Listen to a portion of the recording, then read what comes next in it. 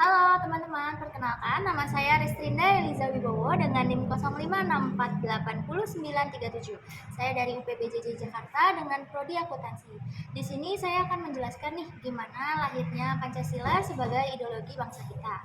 Nah, teman-teman tahu kan kalau Pancasila ini lahir di tanggal 1 Juni 1945, tapi di balik itu semua tuh ada banyak banget sejarahnya gitu. Diawali dengan kegelisahan para pendiri bangsa kita, mereka tuh bertanya-tanya kayak, kita kan beragam nih, kira-kira dasar apa ya yang bisa membuat kita bersatu gitu, ideologi macam apa dan bagaimana.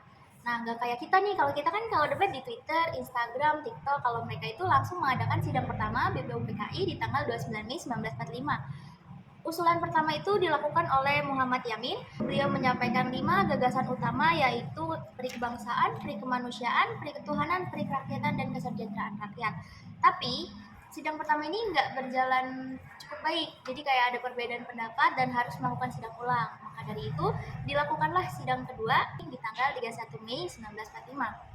Kali ini gilirannya Mr. Supomo yang melakukan gagasan nasionalisme atau internasionalisme, lalu kedua itu ketuhanan, yang ketiga itu kerakyatan atau permusyawaratan, dan yang keempat itu kekeluargaan, serta yang terakhir keadilan rakyat. Nah, pada sidang kedua ini tuh juga belum nemuin titik terang nih, teman-teman. Jadi, dilakukanlah sidang terakhir, di mana itu di tanggal 1 Juni 1945. Kali ini giliran Bapak Insinyur Soekarno yang melakukan gagasan. Beliau menyampaikan bahwa Pancasila itu berisi kebangsaan Indonesia, peri kemanusiaan, mufakat atau demokrasi, kesejahteraan sosial, serta bertakwa kepada Tuhan Maha Esa. Untuk ideologi ini tuh sudah mencakup semuanya ya, jadi keseimbangan antara pendapatnya Muhammad Yamin dan juga pendapatnya Mr. Supomo. Nah, untuk itulah Pancasila ditetapkan sebagai ideologi bangsa kita. Lalu, gagasan tersebut tuh belum cukup final, teman-teman. Jadi masih ada filterisasi atau pematangan oleh Panitia 9. Panitia 9 ini ada 5 anggota yang berasal dari golongan nasionalis. Sementara 4 anggota lainnya mewakili golongan Islam. Dari diskusi ini menghasilkan Piagam Jakarta yang isinya yang pertama, ketuhanan, dengan kewajiban menjalankan syariat Islam bagi pemeluk-pemeluknya.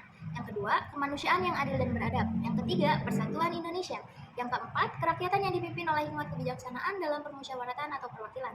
Dan yang kelima, keadilan sosial bagi seluruh rakyat Indonesia. Ini tuh udah cukup final ya teman-teman, tapi pada sila pertamanya nih teman-teman kembali mengalami revisi pada sidang pertama PPKI. Sidang pertama PPKI ini dilakukan pada tanggal 18 Agustus 1945 dan diusulkan oleh Bapak Muhammad Hatta, wakil kita ya teman-teman. Ini dirubah menjadi berbunyi ketuhanan yang Maha Esa. Hal ini cukup tepat ya teman-teman, karena menjaga persatuan kesatuan bangsa, mengingat kita tuh banyak banget perbedaan dari suku, ras, agama. Jadi poin pertamanya tuh lebih disempurnakan. Nah, dari situlah lahirnya Pancasila. Fix, udah no revisi nih, udah no debat lagi ya. Pancasila bukan cuma jadi dasar negara, tapi juga jadi pandangan hidup dalam menjalani kehidupan berbangsa dan bernegara. Sekian penjelasan dari saya, kurang lebihnya mohon maaf, dan disclaimer terlebih dahulu, mohon maaf saya tidak menggunakan Almed UT karena saat ini sedang di kantor dan sedang melakukan pekerjaan, jadi saya izin menggunakan seragam ya Bapak Ibu teman-teman. Terima kasih.